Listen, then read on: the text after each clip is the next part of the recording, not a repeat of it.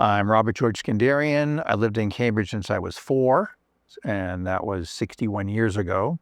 I lived on Magazine Street, right across from Roseland Court. It was a great little neighborhood then. So my grandfather wasn't born in the United States. He was born in Asia Minor. It was actually part of the Ottoman Empire back then. He was born in 1905.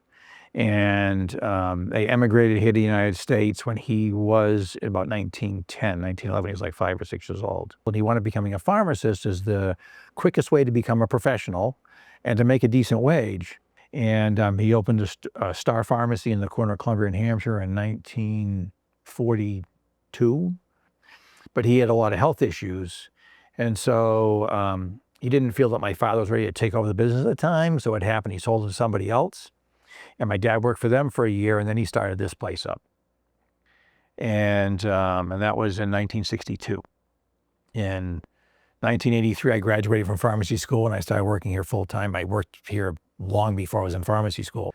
My dad would send me to people's homes and to deliver packages. And when you go to somebody's house and you see how they are and you bring them their medicine, and then it's like, oh, can you help me do this thing? And it's like, yeah, sure, I'll help you do that, because they couldn't do it for themselves.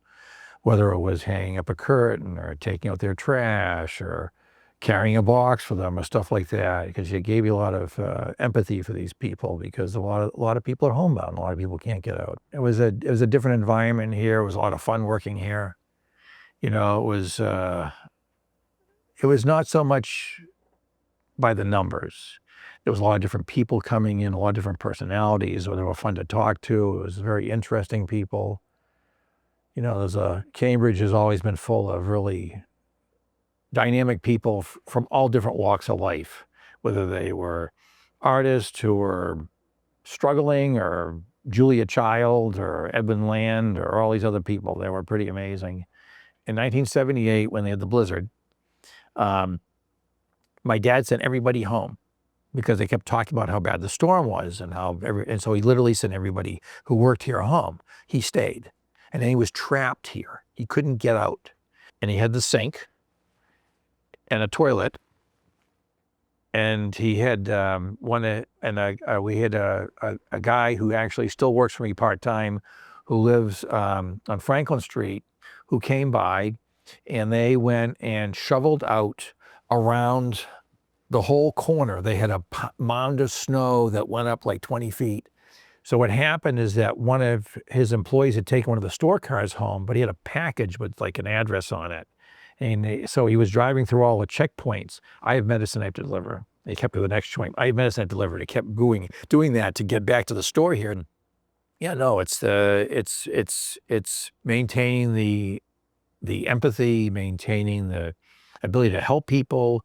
It's really when you can, at the end of the day, if you can help just one person every day and make their lives better, that's what's the most important thing. It really is.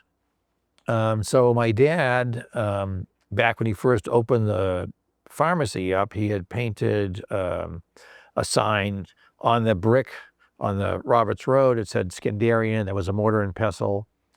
And over time and weather and everything, it kind of started deteriorating. So in the late 80s, early 90s, I started talking to him. It's like, we need to go and do something about this. He's like, well, just paint over it. I said, no, it's kind of like a valuable thing. It's kind of cool to have a mural on the side of a building. And there was a lot of street art that was going on at the time. And so there was a woman who was an art teacher at the high school, Miss Haverty, and then she came and she painted the whole thing, and with the help of her mother. I'm proud of so many different things. I'm proud of the people I've helped. I'm proud of being an advocate for them when they didn't have somebody to advocate for them.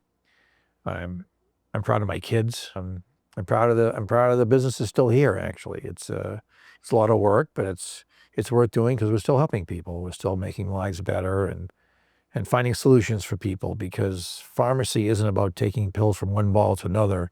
It's actually about educating people and teaching them how to get themselves to be more healthy.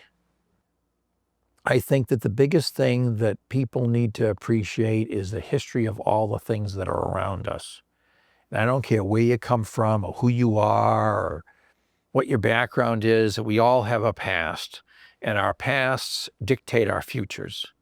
And I think that being able to take a past, whether it's a good past or a bad past or a happy one or a sad one, and being able to use that to make yourself better and the people around you better is incredibly important.